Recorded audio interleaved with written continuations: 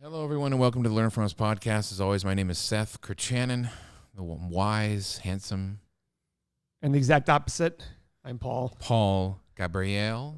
You say Gabriel, right? Gabriel. Hey, you know what I saw on Instagram the other day that I thought was funny? Go on. It said, why is it that women who are 5'9" appear so much taller than guys who are 5'9"? And the guy wrote underneath, because women aren't lying about it. Oh, that. I thought that was great. Because I've been known to lie about my height every Well, you know, I deal while. with weddings, and I deal with gorgeous women are in weddings, mid-20s people, and the women are always in heels. But it's always funny. It's like if you ask, yeah, of course. If you ask a guy how tall are you, it's like I'm 6 foot, and he's just a woman. This woman would be 6'2". She's I'm 5'8". You know, like so women don't want to be tall, guys do. It's hilarious. Where are you at again? How tall am I? Yeah. Well, my joke is when people say, how tall are you? I'm like, well, when I'm talking to women, I'm 5'9". Oh, yeah, But in actuality, I'm around 5'8", a smidge over. How tall is Lisa?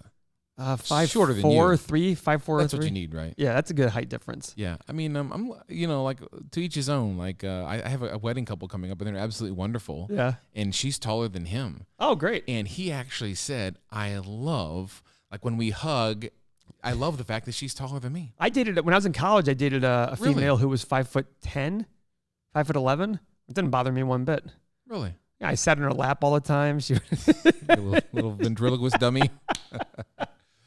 You wanted to talk about the economy. I mean, obviously, this is always on your radar. You have a lot of assets and houses.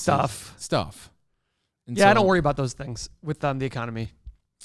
What? So I read an article recently about how to get ready for the recession. Yeah. How do you get ready for the recession? Well, Seth? it was some of the things you might agree with. You know, it was like banking on. You ready for this? Yeah. Banking on a digital currency Okay. or a cannabis stock. Of course. It's probably not your best bet. You're probably not. But they did say that paying off debts, like student loan debt, or that'd be advantageous so that you'll have that cash ready when the economy turns. Or, well, it's 6 one way, half the other. You either pay the debt off by getting rid of your cash, so you increase your cash flow during the recession, or you keep the cash, keep the debt, and just buy your time. It's whichever way you feel most comfortable. So I have some money in Bitcoin, and you told me like instantly. Have you sold it yet? Instantly God sell it. Damn You it, told Seth. me. You told me to instantly sell it, and since that very second you told me to sell it, and I didn't, it's since gone down somewhat dramatically. Listen, I don't know. The reason I'm telling you not to sell, it's 10,400 right now. The reason I tell you to sell it is just long term. I'm not trying to time anything. It's like, dude, it's fugazi. It's whatever. I'm waiting for one more upswing before I get rid of it. All right. Well, we all are. We'll see. So, but anyway, what are your thoughts on the current state? And like I said, it's now been, I feel like it's almost been a year of people talking about how it's about ready to turn. So it's funny. 2 or 3 years turning ago, occurs. 2 or 3 years ago, we had a turn. I was like, yeah, recession's coming. And we did another. And all of a sudden it was like completely ignored. I was like, holy cow. Like I was like looking at this data going, yeah, we got a recession coming. Nope. Didn't happen. I did read recently, though, that rich people are starting to spend less money in preparation for a downturn. Seems about right. Yeah, that's interesting. And that, to me, is a self-fulfilling prophecy for a recession. Rich people start spending less money, less stuff is being bought, less jobs are being created, less stuff is being made, blah, blah, blah, and it ends up having a decrease, slowdown in the economy. Therefore, recession happens. Is that all a repercussion of rich people not spending? Well, it's a trickle-down effect. I mean, I do believe in the fact that if rich people spend less, there are going to be less people making the stuff they're buying. Therefore, less jobs are being kept or created for them. They're not just spending their extra money and keeping their businesses the same? Rich people is a very subjective term. Okay. Rich people are still qualify as people who make... What does the government qualify? I don't know. That's a good question. What is rich?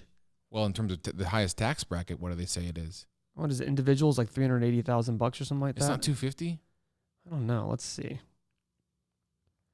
Because when we talk about taxing rich people, I bring up that chart that you showed me about how over the past, however many years, is it 80 or 100, how, the number, quote unquote, the number that the government, the highest tax bracket number has been shrinking. Oh, yes.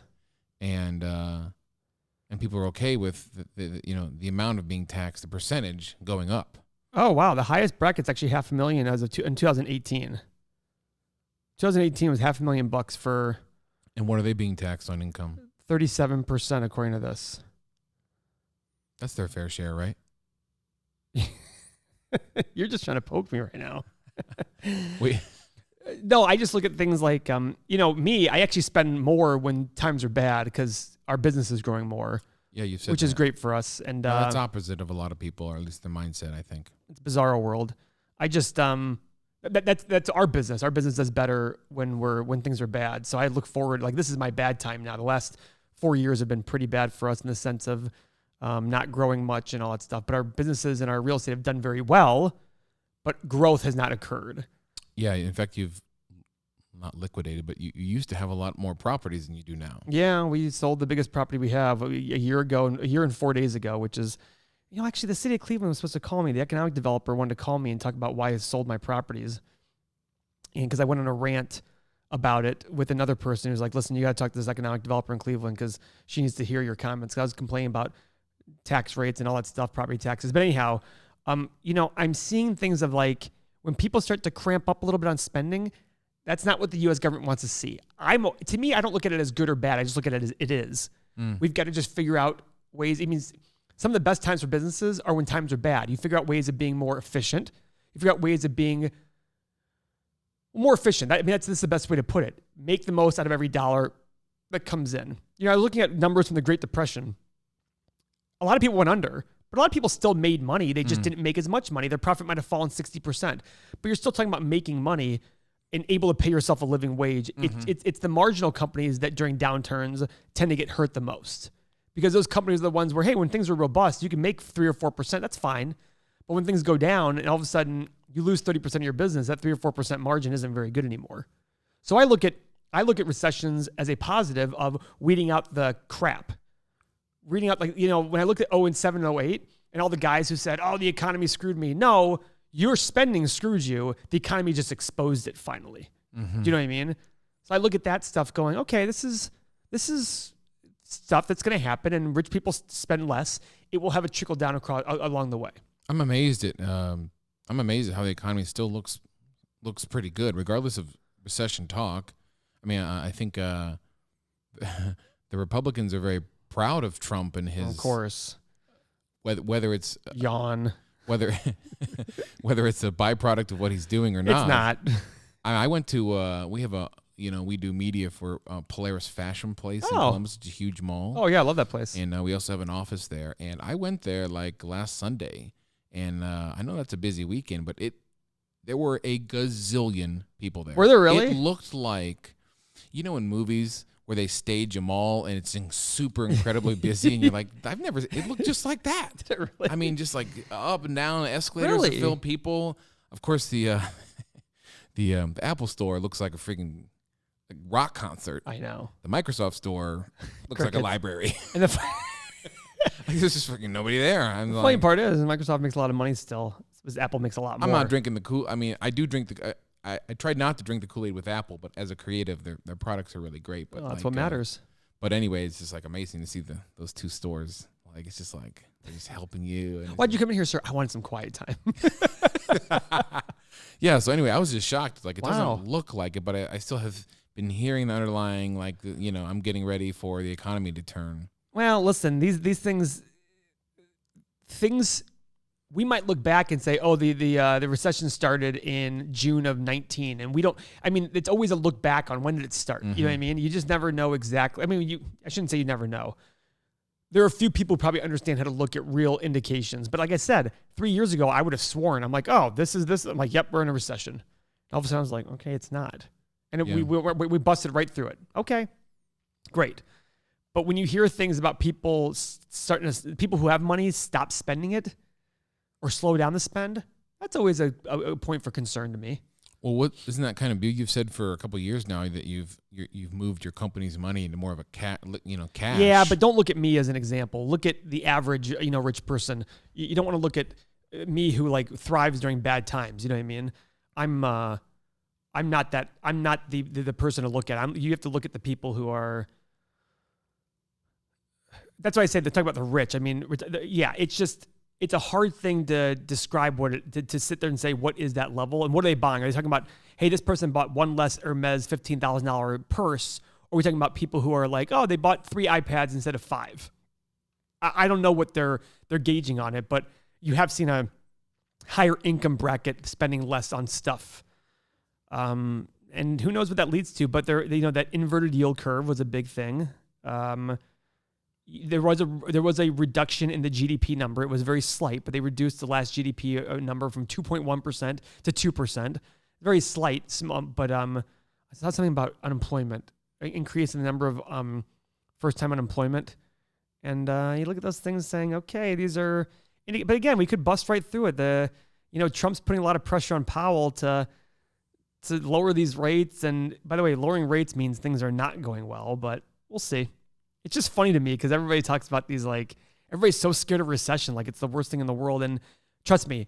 Well, it hurts a lot of people, right? I mean, and that's what I was going to sit there and say. It was like we were talking about before. It affects people. And so how can I look at it and going, I'm essentially treating them as a number by saying, well, we have to go through this stuff in order to have it. But explain that to me if I was the guy losing my house or my car or my kids couldn't go to school or something like that. I couldn't provide food.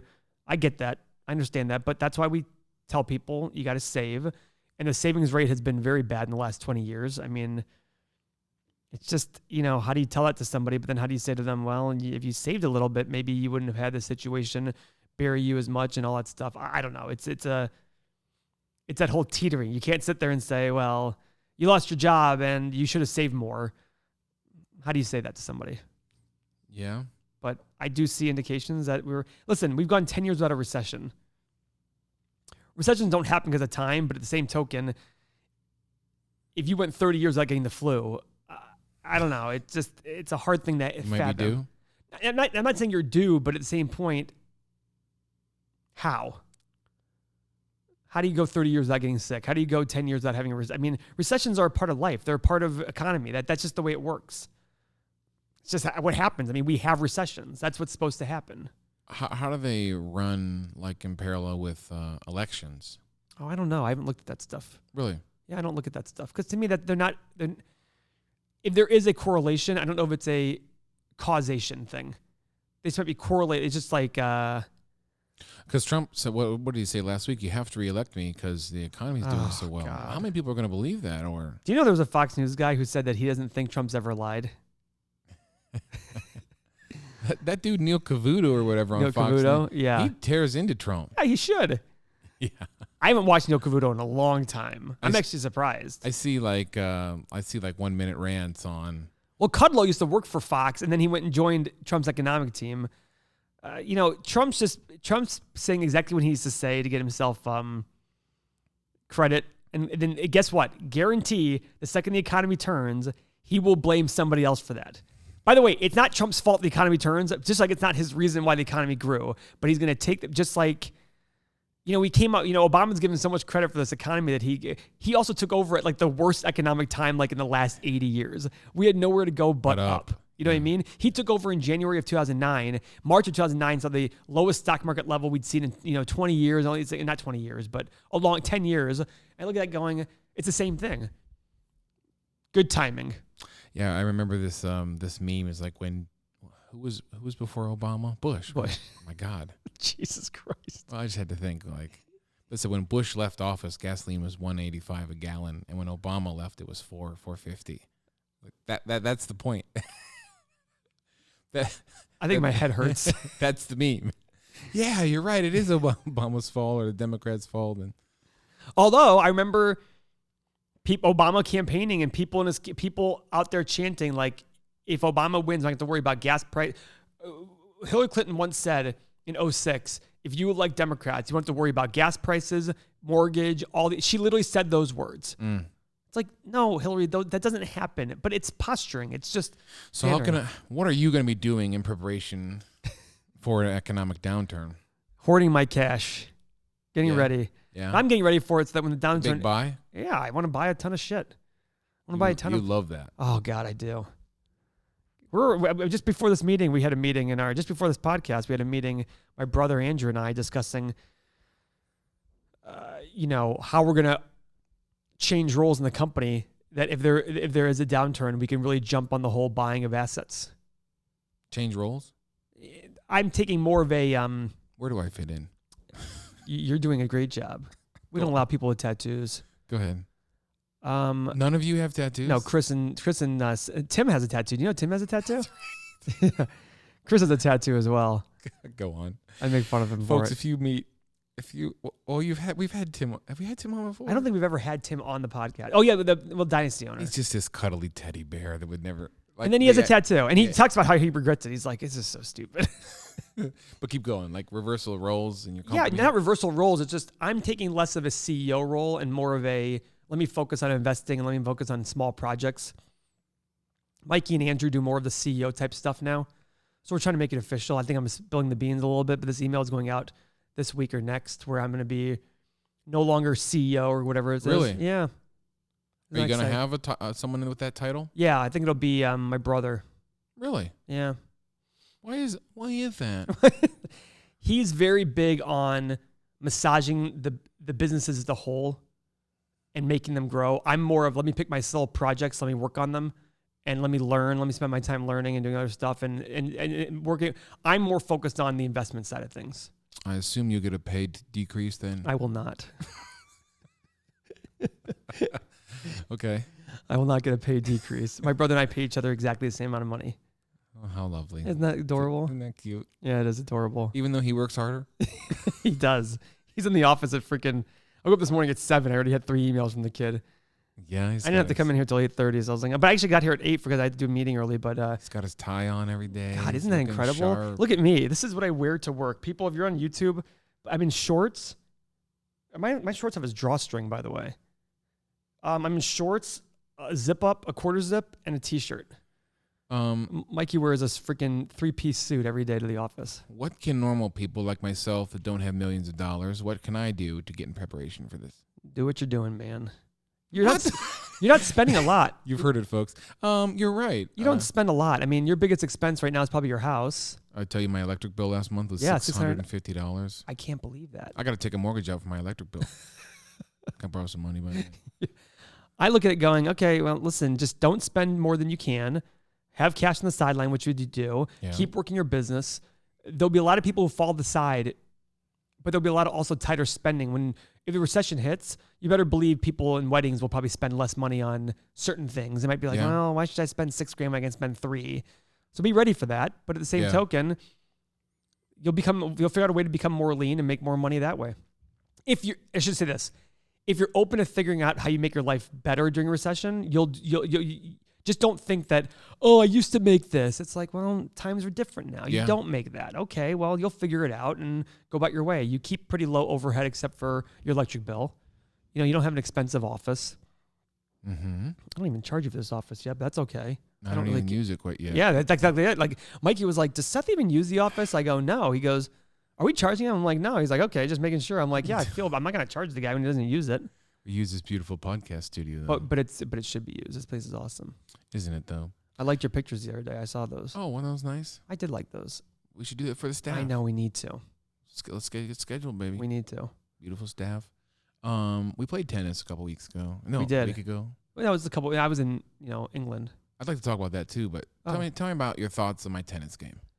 I like it. I think if you take some more lessons, you'll get a lot better. But you zing some serves in there a couple times. We should play soon. Oh, we'd like to.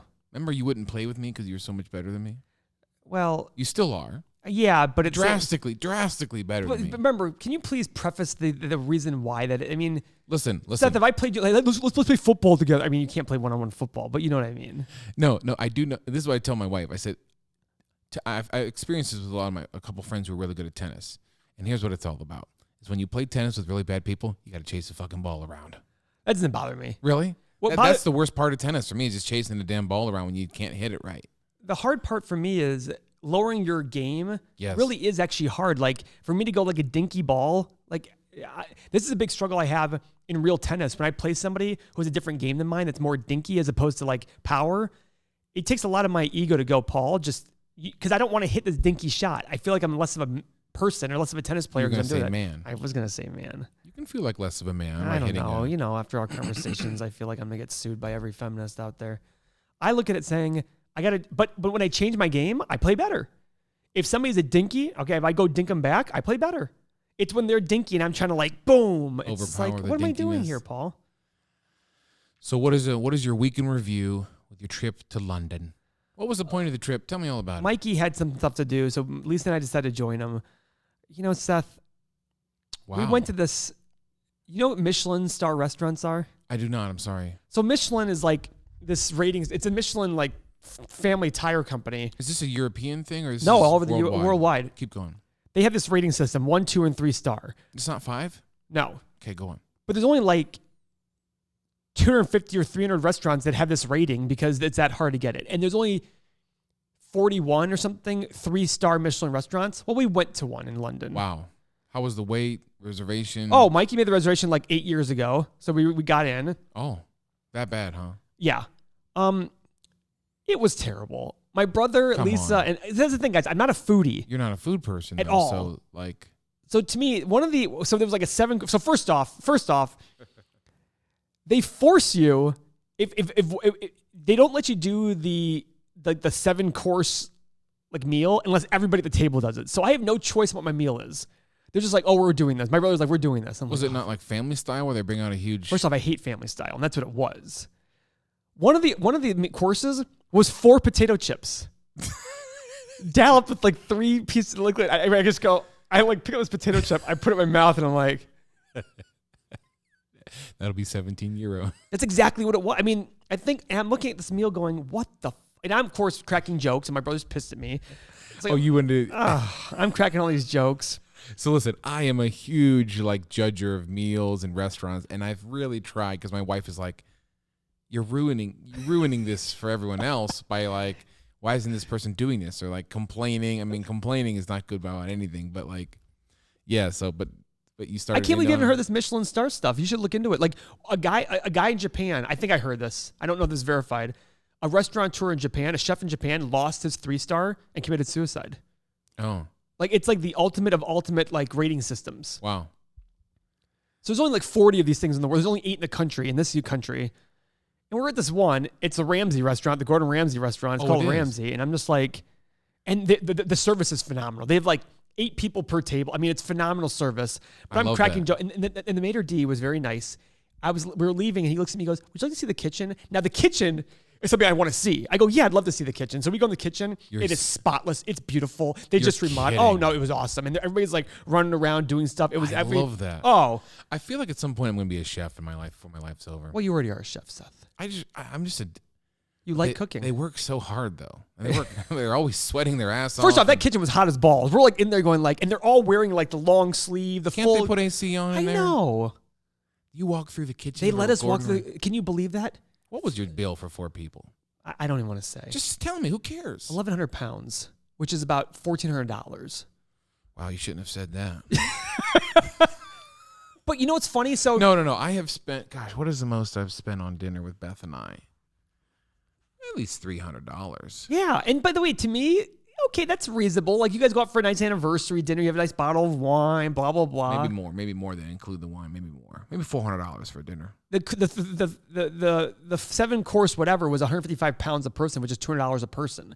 Well, that doesn't include drinks, and every Diet Coke I have, that's like $7. No free refills? No, come on, they have bottles, bro.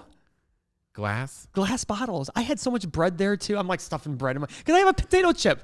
One of the meals was do you know what's duck called? Like duck foie gras. Have you heard of foie gras? I had one piece of that thing and I'm like, there you go, Lisa. It's duck liver or something? Duck liver. And I'm excited because I like liver. I love chicken liver. Yeah. I'm like, this is going to be great. I had a piece. I'm like, blah. Pass over to Lisa. You're a terrible person for eating that foie gras, by the way. Am I? I think they have to do something to the duck to get it out right. Like veal, they kill the fucking duck probably. I would assume it's not an outpatient surgery. We had lamb. I mean, listen, I'm not the person for these things. So and terrible is your review. But it's not, listen, here's the deal. I'm not the it's like asking, what's it like asking? Like, I'm a watch person, right? Yes. But I'm not forcing everybody to buy these watches. I'm sitting there going like, listen, this is what I like. I've emailed you or I've texted you pictures of my new watches all the time. That's a great picture. But the thing is, like, I always tell people, the reason I like my spending habits is I spend when I want to spend and I don't spend if it doesn't matter to me. Like, for example, these clothes, I don't buy any clothes unless they're on sale, except for my button-down shirts. Yes. Because you know why? I'd rather have the watch. Yeah. I'd rather save all that money and go buy another watch. That, to me, is more important. You love these watches. I love the watches. But food, I looked at my brother and I looked at Lisa. I'm like, Lisa, give me the fucking money. I'll go to Chipotle and I'll put that towards a watch. I mean, that's literally what went through my head. By the way, I went to Chipotle. In UK? U.S.'s Chipotle is better. Yeah. The rice and the chicken in the Chipotle in London felt grainy. Does that make sense? It felt like it didn't taste the same way. And the Coke Zero, I had to buy cans of it. They didn't have the fountain. Fountain drink. But either way, we found it. Lisa was like, Paul, do you want to go to Chipotle? I'm like, thank you. Because, I'm like grumpy this entire time because I'm being forced to. We did go to an Indian restaurant. It was fabulous. Yeah. It was fabulous. I photographed a fabulous Indian wedding this last weekend. Did you? 14 hours. Wow. Did they serve a lot of curry at the wedding? All that, yeah. I love curry. I love Indian food. My stomach just explodes from that. See, mine doesn't. Yeah. I'll eat it anyway, though, just knowing that I'm going to be screaming to the heavens on the toilet. Dude, I wish I'd recorded more of this. Why, God? I wish I'd recorded more of this Gordon Ramsay restaurant because it was, and the guys were funny. I'm making jokes. The one waitress, she was very nice. She kept laughing and everything. She was really laughing because she realized how this is not the place for me. And Mikey's getting annoyed. What about the people of the UK? Oh, they're very nice. Yeah? Yeah, I went to, You said you were a little surprised. I met a guy named Angus. Yeah? He was very nice. You said you were talking about your hotel and how Oh my God. It's so expensive. And we didn't have the shower.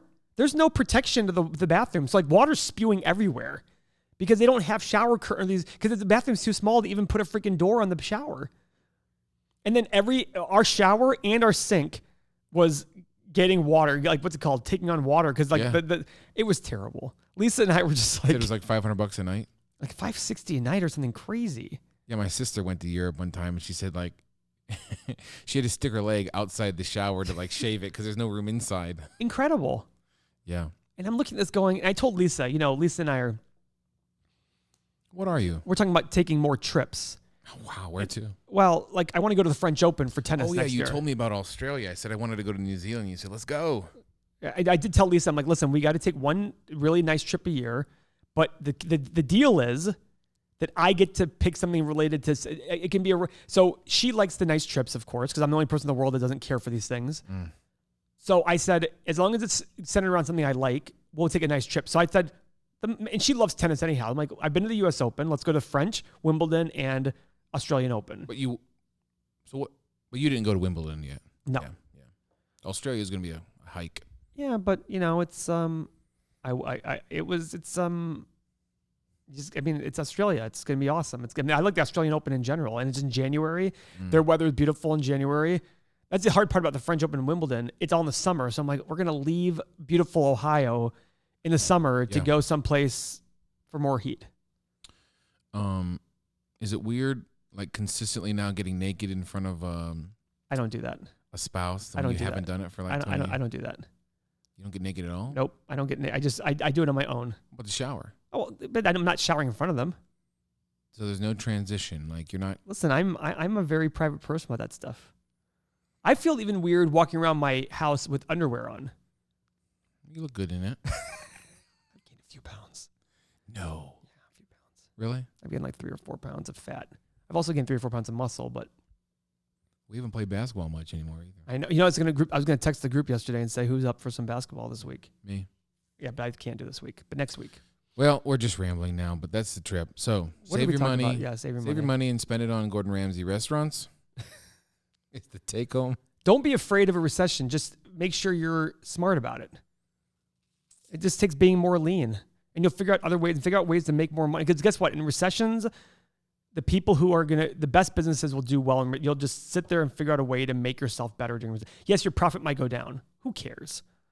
Figure out a way that you stay leaner. And it means going to your family and saying, guys, remember how we were going to take a trip every year? We're not going to take a trip every year. We're going to take a trip every 2 years. Okay. Mm-hmm. That's just a small sacrifice temporarily. And that's why you save money during good times. That's the same way as the government. I'm all in favor of deficits as long as we have surpluses to pay for the deficits in the future. That was the original idea back in the day. You have surpluses during good times. It pays for the deficit during bad times. When the right wing talks about deficit spending is a good thing, like, oh, it's okay to have deficit spending. It's like, no, the whole idea wasn't just to have it was to have deficit spending during bad times, but you take the surpluses from good times. It's no different for your personal life. Take your surpluses from good times. That way it makes your bad times more manageable. That's it. We all have a way to make surpluses in the good times. There's the take home, folks. Join us next time on our podcast where Paul and I talk about getting naked in tennis. Goodbye. Goodbye.